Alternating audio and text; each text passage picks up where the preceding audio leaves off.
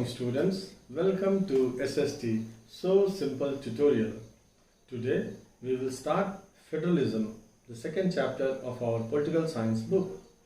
To begin with, let us recall forms of power sharing from the previous chapter. There we had read about the vertical division of power. In vertical division of power, power is shared among governments at different levels. There is one government for the entire country and the other government at the regional level. The Constitution clearly lays down the powers of different levels of government.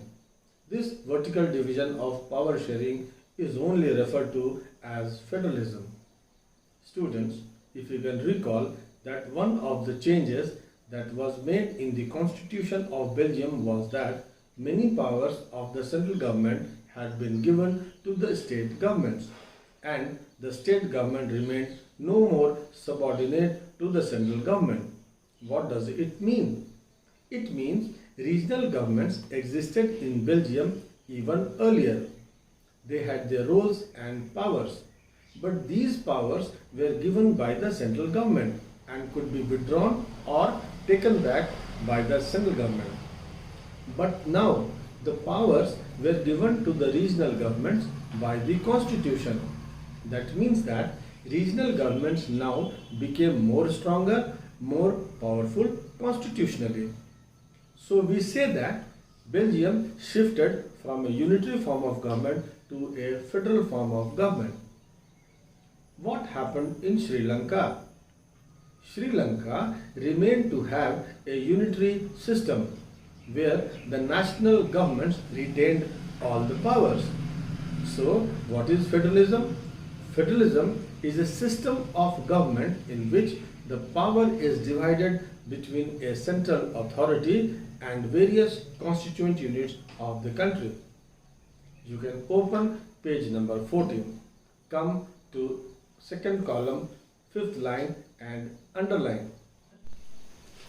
Federalism is a system of government in which the power is divided between a central authority and various constituent units of the country.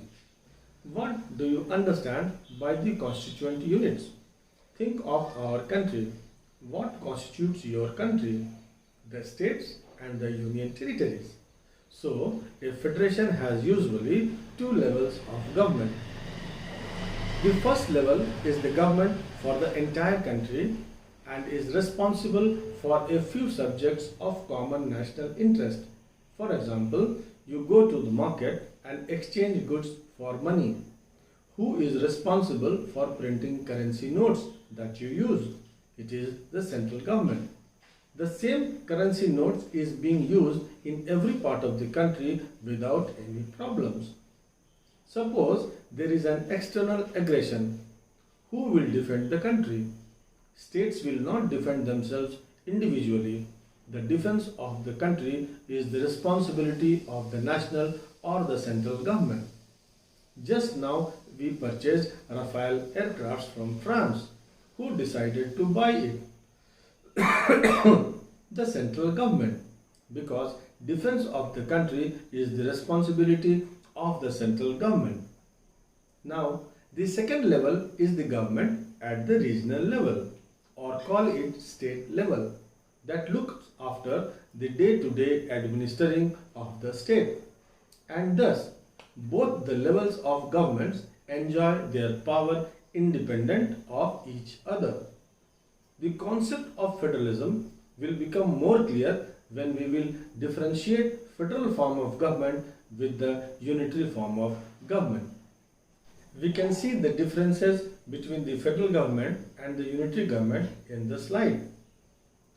Under the federal system, there are two or more levels of government, one at the national level and the other at the state level. This is already discussed. But under the unitary government, there is only one level of government. For example, governments in UK or in France. In a federal government, power is divided among different levels of the government like the central government, state government and local government by the Constitution. But what happens in the unitary form of government? In this system, the constitution gives all the powers to the central authority. The state government, if it exists, is subordinate to the federal or the central government. In the federal system, the central government cannot pass orders to the state government to do something. But in unitary form of government, the central government can pass orders to the state government. In the federal form of government, a state government has the powers of its own, for which it is not answerable to the central government.